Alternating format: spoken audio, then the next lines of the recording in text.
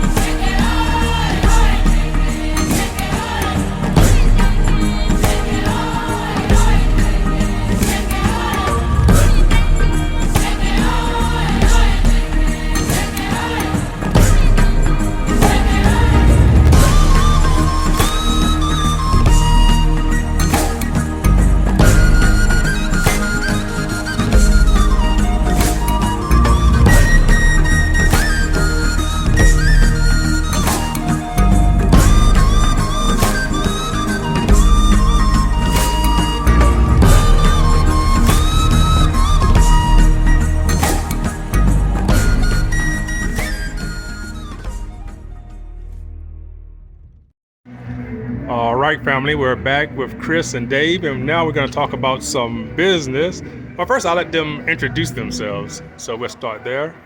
Okay, I'm Christopher Franklin from Detroit, Michigan. All right, and Dave Franklin from Detroit, Michigan. all right, welcome, gentlemen. And like I said, we had touched on it just a little bit when we did our first video with Chris and Dave, but now we'll go ahead and talk a little bit about opportunities here in Rwanda.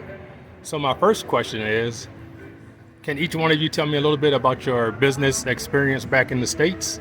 Okay, so I'll take it. So our business experience, where do I start? Okay, so first I have a story to tell you, short story to tell you guys. So how we started in business is in the late 90s, 1999, 2000, right up in there, when my brother Dave, he had just gotten back from the military after doing his tour. And he was sitting at home. He had landed a job with a cell tower, a cellular phone tower, prominent one in the city of Detroit, state of Michigan, all around. And he was making phone calls. He was responsible for managing the cell sites, the tower sites, making sure they stayed manicured, the grass was cut, because at the bottom of each antenna, it's a compound and it's grass and weeds grow up. So he was trying to contract it out to different contractors, and I was sitting there listening. We were young bucks at that time. I was sitting up there listening. He was making phone call after phone call to companies to come and cut the grass, to spray for weed control and stuff of that nature. And I'm like, whoa, buddy, what's going on here? Kind of piqued my interest, So he said, I got to get these contracts filled. I got to get all these towers cut, and all these companies, they aren't willing to go over the state of Michigan, they're just willing to stay local. So I said, why don't we cut it, And he's like, that no, makes sense. We can't do it. It has to be a licensed company, who's going to do this. You have to have license and insurance and everything. So I said, man, we can do that. We can go down and get licensed and insure it. He was kind of reluctant, but we went on ahead and did it. We went down to the city county building, got all that licensing up, and then we got the contract to cut the grass, Right. So we started like that, and we ended up cutting all of the towers in the state of Michigan after a couple of years, 700 and some towers. So we're young guys around there, getting some good money, So that's where our first business ventures kind of started with each other, Okay. And then from there, we moved on to a rental hall. So my brother, he had a rental hall, and he solicited us for partners, So we came on in, went partners with him. We ended up getting a liquor license and turned into a full-fledged bar. And ultimately, my brother, he wanted to be bought out, so we bought him out. And Dave and I, we ran the thing for the next 7 years. And in between that time, we had a cleaners in the suburbs of Detroit. So y'all were diversifying. Yeah, we're well versed when it comes to doing business. We had a cleaners, We had a janitorial service where we employed several people to clean up office buildings and things of that nature. And ultimately now we're into real estate. We have tons of homes in the city of Detroit, single family, multi-family homes. So that's what we're doing now. So our business savvy has gone on for over 20 years, huh? Yeah, so yeah. So when it comes to business, then you're definitely not new to the game. You've been doing business for years. For years, Right, pretty much. Yeah. All right. So what made y'all decide to come to Rwanda? For me, man, like me and my brother Chris, we have two other business partners back in the city, and we applied for a business loan, and we got denied. And once that happened, man, we was kind of discouraged because of it's like all of us have 750, 800 plus credit scores, and so once that And they happened, still turned you down? still turned us down. And, That's crazy. yeah, so once that happened, man, I just started looking for other business opportunities, and Africa just kept coming up. It just kept coming up, you know. So once I did my research into the categories that I wanted to look into in Africa, I researched what was it, safety, security, ease of doing business, land ownership, leadership, Infrastructure. and out of all those categories, Rwanda was consistently at the top. 1, 2, 3, just consistently, the only country. Yes. So that's how we ended up here, man. All right. Here And we now, are today. and now that you're here, how do you like it? Man, beautiful. The weather's beautiful. The people is beautiful. It's like, man, what more can we ask for, you know? Yes. It's nice, safe, secure. You know, it's a different feeling when you're traveling around and walking around. And you Yes. see the police standing there. And I've had a small conversation with a couple of them. I mean, they're very inviting. It's nothing like the States. Where Would it's you have a like, conversation with the cops in the States? you can, but you I'm know what I'm just saying? You got to joking. kind of avoid it because you don't know which way it might go. You know? Exactly. Yeah, so yeah. So what are some of the companies you plan to partner with? So what we're doing, we're looking into several different companies. They're all in the agricultural sector. When we first came to Rwanda, we had other ideas in mind, entertainment facilities, some type of sports complex. But as we got here, well, Dave actually came here last year. Yes. And he made an investment in agriculture. He's flipped his money 2-3 times since then, you know. So he's kind And of brothers and sisters, I don't mean to cut you off, but brothers and sisters, I know that he did very well because, you know, I had to, can I say what I had to do for you? Absolutely, for sure. Yeah, I had to deposit some of the money for him because they were trying to send Rwandan francs to the States, and of course the States wouldn't accept it, so I had to deposit it for him. So I know his investments are good. I know his business savvy is extremely good, and this is definitely someone, or I should say both of them are people that you want to team up with.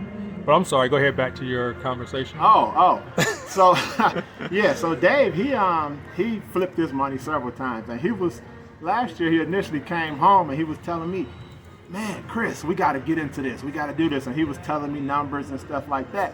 And I said, man, come on, you got to be kidding me. There's no such thing as an investment like that. And he got to showing me, you know. So I said, look, I got to come to Rwanda myself to verify this. Not saying that I don't trust my brother, you know what I'm saying, but I need to come before I make a sizable investment, you know, just to make sure. So we've been going and meeting with several different companies. We've had several nice meetings. We got a couple proposals actually that are being prepared, and what we want to do ultimately, and I don't like to put numbers out there, but so many times people do these videos and they leave people in limbo with that big question, well, how much is this, how much is that? So what we're going to do, we're going to invest 500,000 USD of our own resources into 3 different companies here, and they're all agricultural companies. So right now we're still getting the nuts and bolts and the contracts and stuff drawn up. So once we do get it all finalized, we're definitely going to take it back home to our brothers and sisters and everybody else who's interested and let them know, you know, what it's all about. So many times you hear people say, don't let them see your next move, or, you know, they're going to mess it up or something like that. But that's not our thought process. We want to share with everybody the knowledge that we learn here, you know. Mm-hmm. And then this is agriculture also, so. Yeah, that was my next question. What made you decide to choose on agriculture? Man, everybody got to eat, you know. That's everybody true. got to eat. Exactly. And also here in Rwanda, you got 70% of the people, they are farmers. Mm-hmm. You know, so all they need is just a little capital to help Yes. seed these fields and put a little money in their pockets to work these fields, man, and take off from there, you know. Yeah, and then it was like the most lucrative option that we seen, you know. And a second thing is that it's hands off, you know. By me being in the States, and you know, Dave is here now, but by us being in the States, it's hands off. So we were looking for something to do that was hands off. So that's what this was. And then thirdly, we like this opportunity because of the jobs that it's going to provide. You know, I was kind of floored when we told the guy how much money we was going to invest, and he told us how many jobs this would provide and for how long and how many families it would feed, you know. And that was like a bonus for me, you know. Yes. Because we were not only looking for the money aspect, but the jobs that it'll provide. That's just a bonus, man. That's all love, you know. So that's a win-win situation for Win-win. everyone. Win-win. Yes, sir. So why y'all didn't keep this opportunity to yourself? Why you want to share it with other people? Well, I'll let Dave start with that one. Man, for me, Ty, I just felt I had to, man. If anybody know me and my brother, they already know, man, we genuinely love our friends and family, you know? Yes. And we have between our friends and family, we're about 300 deep, you know, and we communicate often, you know, so I just felt like, man, we didn't tell our peoples about this, we'd be doing them a great disservice, man, you know, Yes. so, yeah. And then another thing, there's enough in it for everybody, you know what I'm saying? Agriculture takes billions of dollars, you know, so.